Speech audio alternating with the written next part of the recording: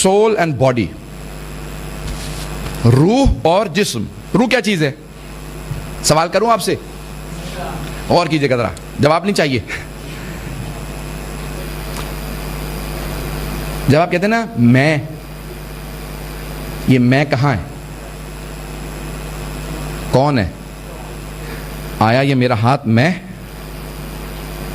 یہ میرا چہرہ میں ہوں؟ نہیں، یہ تو میرا ہے نا، میں تو نہیں ہوں. میرا جسم میں نہیں ہوں، میرا جسم ہے. میں مالک ہے اور میرا جسم اسی کی ملکیت ہے. یہ جو اب ہم کہتے ہیں میں، تو یہ روح ہے. ابن سینا نے کہا میں روح ہے. روح کے اوپر بہت دلیلیں دی ہیں علماء نے.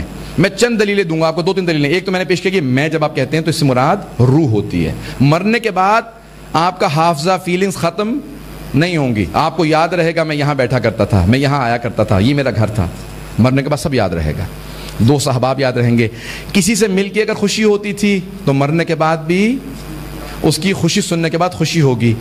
اور اگر اذیت ہوگی، مثال کے طور پہ اولاد سے محبت ہے، اگر ان کی کوئی بری خبر ملے گی تو مرنے کے بعد بھی، کیونکہ فیلنگز کا، احساسات کا تعلق روح سے ہے، جسم سے نہیں ہے. پتہ نہیں سمجھا پا رہا ہوں یا نہیں. ہم لوگ موت سے کیوں ڈرتے ہیں؟ کیونکہ ہم یہ سمجھتے ہیں قبر کے اندر جسم جو ہے وہ 6 فٹ زمین کے نیچے ہوگا. تو اب ہم جسم کو سوچ سوچ کے خوف کھا رہے ہوتے ہیں. کیوں؟ ہم ابھی کا سوچ رہے ہوتے ہیں اگر مجھے کوئی قبر کے اندر بند کر دے تو کیا ہوگا. سوچ سوچ کے اوسان خطا ہو رہے ہوتے ہیں، گھبراہٹ ہو رہی ہوتی ہے اگر مجھے کوئی وہاں پہ قبر کے اندر دبا. توجہ ہے لوگوں کی؟ میرے ساتھ توجہ رکھیں نا. یہ گھومنے پھرنے لگتے ہیں، مجھے اس سے بڑی کوفت ہوتی ہے. عزیزان گرامی، انسان گھبرا اس لیے رہا ہوتا ہے، وہ سمجھتا ہے کہ قبر کے اندر اگر مجھے بند کر دیا تو میرا کیا ہوگا. مولا فرماتے ہیں کہ تم نے کبھی دیکھا کہ کوئی بچہ دنیا میں ہنستا ہوا پیدا ہو؟ کوئی بچہ پیدا ہو، فوراً پیدا ہونے کے بعد کہ hello doctor, how are you? Doctor صاحب کیسے ہیں آپ، کیا چل رہا ہے؟ ماں باپ پریشان ہو جائیں گے. یہ ائمہ معصومین علیہ السلام کو چھوڑ دیں کہ دنیا خالق کے نظام کی، میں معصومین سے متعلق نہیں، عام لوگوں سے میری آپ کی بات ہو رہی ہے. ہر بچہ روتا ہوا پیدا ہوتا ہے. چھٹے امام فرماتے ہیں کبھی جانتے ہو کیوں روتا ہوا پیدا ہوتا ہے؟ کیونکہ وہ سمجھتا ہے بس یہ ماں کا جو بطن مادر ہے نا، یہ پوری کائنات ہے، زمین و آسمان سب کچھ یہی ہے. جب وہ کہتا ہے میں دنیا میں جا رہا ہوں، اتنی بڑی دنیا ہے، تو پریشان ہوتا ہے، اس کے علم سے باہر ہوتی ہے، رو رہا ہوتا ہے مجھے دنیا میں نہیں جانا، میں یہیں رہنا چاہتا ہوں.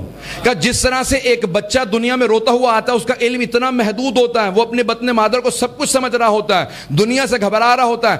انسان بھی مرتے وقت ایسا ہی کر رہا ہوتا ہے، اس بچے کی طرح سے علم ہوتا ہے، وہ سمجھتا ہے بس یہی دنیا ہے. اس چھوٹی سی دنیا سے نکل کے اتنی بڑی دنیا میں جا رہا ہوں، رونے لگتا ہے. رونے کی بات ہی نہیں ہے. تمہیں معلوم ہی نہیں ہے کہ کتنی بڑی وہاں پہ کائنات اور موجود ہے. کا پریشانی کی بات نہیں ہے، تمہارے علم کی کمی کی وجہ سے تم پریشان ہوتے ہو. کا بہت بڑی کائنات ہے وہاں، بہت بڑی دنیا ہے. کا پریشان ہونے کی بات نہیں ہے، یہ تمہارے علم کی کمی کی وجہ سے تم پریشان ہو رہے ہوتے ہیں. مر نہ جاؤں، کیا ہوگا قبر کے اندر. کہ اگر روح اسی قبر کے اندر محدود اور مقبوس ہوتی، یعنی کیا مطلب قید کے اندر ہوتی، تو پھر پریشانی کی بات تھی. کہ لیکن تمہاری روح آزاد ہوگی، جب لوگ جا رہے ہوں گے تم قبر سے باہر نکل کے سب کے ساتھ جاؤ گے. کہ اگر گنہگار ہو تو پریشان ہونا، وہاں پہ قید ہوگی، لیکن اگر ایمان رکھتے ہو تو روح آزاد ہے، جہاں ذکر ہوگا وہاں روح آئے گی. نعرہ تکبیر، نعرہ رسالت، نعرہ حیدری.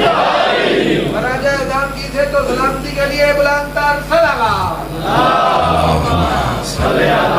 محمد وآل محمد وعجل فرجہ. عزیزان گرامی، میں موت کو ایسے پیش کروں گا کہ ہر آدمی موت کے خوف سے دور ہو جائے. یہ جو چھٹے امام نے کہا نا کہ ہمارا چاہنے والا کبھی موت سے نہیں ڈرے گا، سنیں گے حضرات؟ حضرت ابو ذر غفاری سے پوچھا، صحابی رسول حضرت ابو ذر غفاری رضی اللہ عنہ، بہت بلند درجہ ان کا، بہت مقام ہے، بہت عظمت ہے. ان سے کسی نے پوچھا، کہا کہ لوگ موت سے کیوں ڈرتے ہیں؟ تو انہوں نے کہا اگر کسی آدمی کے 2 گھر ہوں، ایک اس نے بسا رکھا ہو، سجا رکھا ہو، بہت خوبصورت گھر ہو، دوسرا اجڑا ہوا ہو، خراب ہو. کہ تم نے کبھی دیکھا کہ کوئی آدمی اجڑے ہوئے گھر میں رہنا پسند کرے؟ کیا کوئی آدمی اجڑے ہوئے گھر میں کون رہے گا؟ کہ بسے ہوئے گھر میں ہر آدمی رہنا چاہے گا. کہ ہم نے قبریں اجاڑ دی ہیں، دنیا بسا لی ہے. کہ بسی ہوئی دنیا کو اجڑی ہوئی قبر کے لیے کون چھوڑے گا؟ کیا قبروں کو بسا لو. عزیزان گرامی اب سنیے گا جملے کو پیش کرنا چاہتا ہوں, میں نے اس لیے یہ جملہ پیش کیا, اس کے بعد پیش کر رہا ہوں.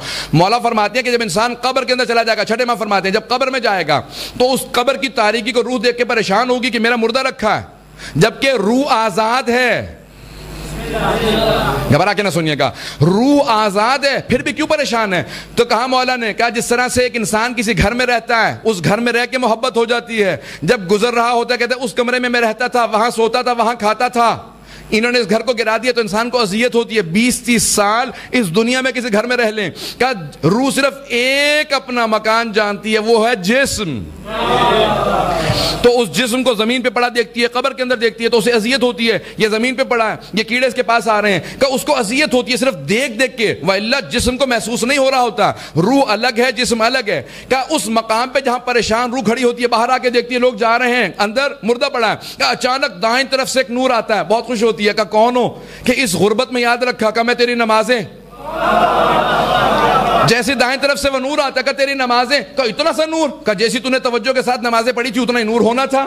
کہ پھر بائیں طرف سے ایک مرتبہ روزے آئیں گے, فوراً کے فوراً وہ پوچھے گا تم کون ہو؟ کہ میں تیرے روزے. کہ اتنا سا نور, کہ جیسے روزے رکھے تھے, جتنے روزے رکھے تھے اتنا نور ہونا تھا. کہ ایک مرتبہ سامنے سے خمس و زکوٰۃ, ایک مرتبہ سامنے سے ایک اور نور آئے گا, کہ تم کون؟ کہ میں تیرے خمس و زکوٰۃ.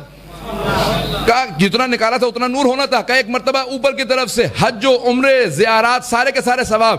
کہا کہ تم کون؟ کہا میں تیرا حج عمرہ زیارات. کا نور بہت کم ہے. کہ اچانک سرحانے سے ایک ایسا نور داخل ہوگا, سارے نور ماند پڑ جائیں گے, قبر منور ہو جائے گی.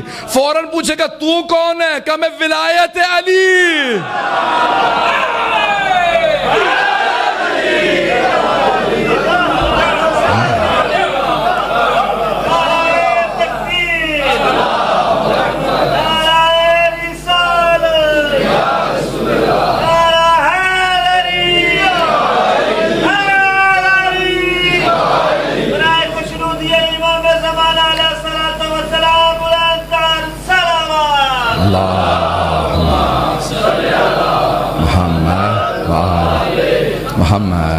کوئی خوف تو نہیں ہے موت کا؟